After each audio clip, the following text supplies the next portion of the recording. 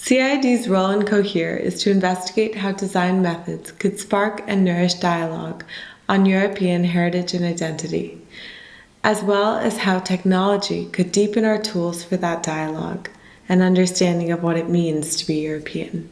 As such, we held a workshop where we explored how we could encourage more open listening, taking perspectives, and expression of different viewpoints.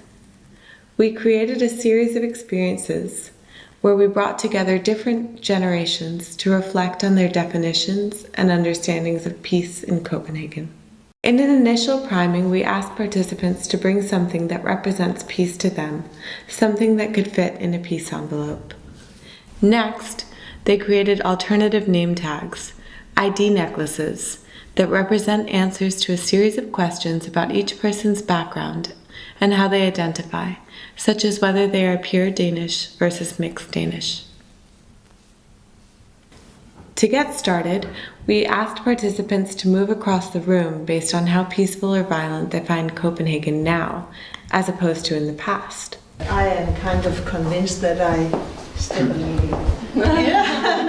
But because I think it is peaceful in Copenhagen. There were a lot more demonstrations going on, and a lot more fighting in the streets. Or at least in Nørrebro, there was much more riots and fighting about the privileges and the rights to the city. And now it's almost died out. In the first experience, Outside In, we consider how peacefulness is searchable in physical neighborhoods as opposed to online.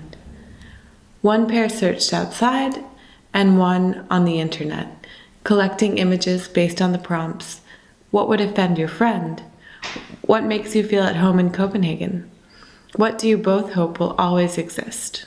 The pairs then came back together and decided on just one image to answer each question.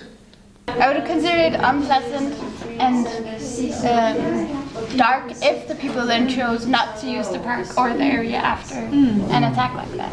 But if people still use it and still, have pleasant times there, then it's sort of... Some days after, there was a huge, not a demonstration, but hundreds of people gathered around the place where all the flowers were to demonstrate that they would take the park back.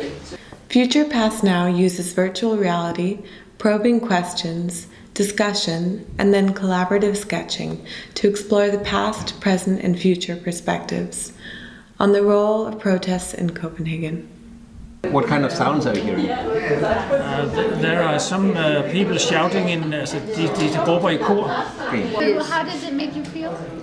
Well, it makes you sort of feel that you gotta kind of stay back a bit because a lot of crowd is coming and you gotta make room for them because they have issues. In other shoes, we wonder, how can we create structures for people to embrace disagreement and experiment with different perspectives? We set a table for discussion where each person took on another character and stance and then weighed in on a topic. For example, an entrepreneur who opposes borders in Europe. Borders are the main reason for wars. So in that sense, all borders should be abolished. A series of action cards allowed the shifting and swapping among stances and roles. Lastly, we invited participants to join a co-creation session where they consider design challenges based on our CoHERE goals, such as, how might we encourage deeper listening through technology and in a playful way? We can create a diverse community where our differences become our similarities. So you meet and talk to people that you might not have because of the way they look, speak, or something else.